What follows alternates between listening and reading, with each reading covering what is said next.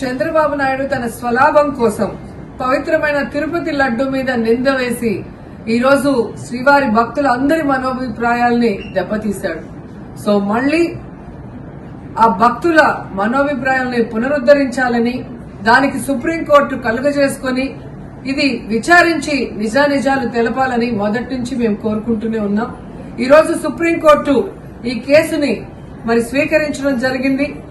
ఈ కేసులో సుప్రీంకోర్టు గనుక కరెక్ట్ గా విచారిస్తే చంద్రబాబు నాయుడు అన్కో చేసిన అబద్దాలు ఖచ్చితంగా బయటకు వస్తాయి.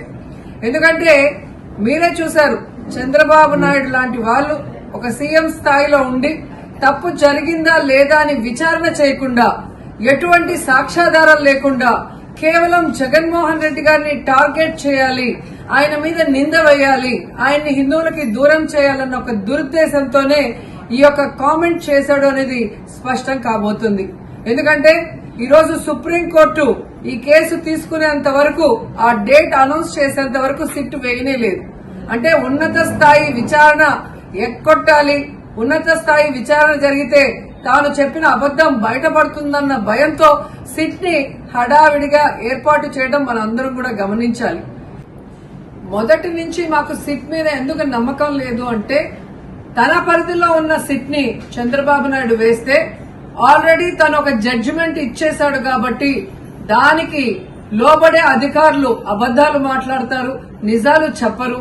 ఎందుకంటే ఈరోజు సిట్ లో వేసిన అధికారి అడిషనల్ డీజీ, ఆయన కన్నా పెద్ద ర్యాంక్ లో ఉన్న టీటీడీ ఈఓ, ఐఏఎస్ ఆఫీసరు మొదట మాట్లాడిన స్టేట్మెంట్ కి చంద్రబాబు నాయుడు గారు అబద్దం చెప్పిన స్టేట్మెంట్ తర్వాత మాట్లాడిన దానికి తేడా చూస్తేనే ఈ సిట్ అనేది సిట్ అండ్ స్టాండ్ కి తప్ప దేనికి పనికిరాదనేది అర్థమైంది.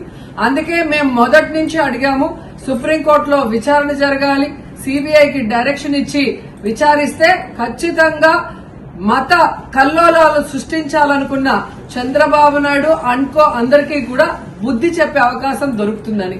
సో ఈరోజు విచారణ స్టార్ట్ అయింది. దీన్ని సిబిఐకి అప్పచెప్పి సిట్టింగ్ జడ్జి పర్యవేక్షణలో విచారణ జరిగితే ఖచ్చితంగా హిందువుల మనోభిప్రాయాల్ని గౌరవించిన వాళ్ళమవుతాం, పునరుద్దరించిన వాళ్ళమవుతాం. లేకపోతే చంద్రబాబు నాయుడు వేసిన ఈ నింద పవిత్రమైన లడ్డూని తినాలా వద్దా, దీంట్లో కలిసిందా లేదా అన్న అనుమానంతోనే భక్తులందరూ కూడా ఈరోజు లడ్డూ తినకుండా వెళ్లిపోతుంటే ఒక తిరుపతి అమ్మాయిగా చాలా బాధేస్తుంది. ఈ రోజే అలగర్ కోయిల్ మదురై దగ్గర దక్షిణ తిరుమల చాలా పవిత్రమైన టెంపుల్, ఇక్కడ భగవంతుడిని కోరుకున్నాను, ఖచ్చితంగా సుప్రీంకోర్టు ఇన్వాల్వ్ అయి ఈ కేసుని విచారించాలి.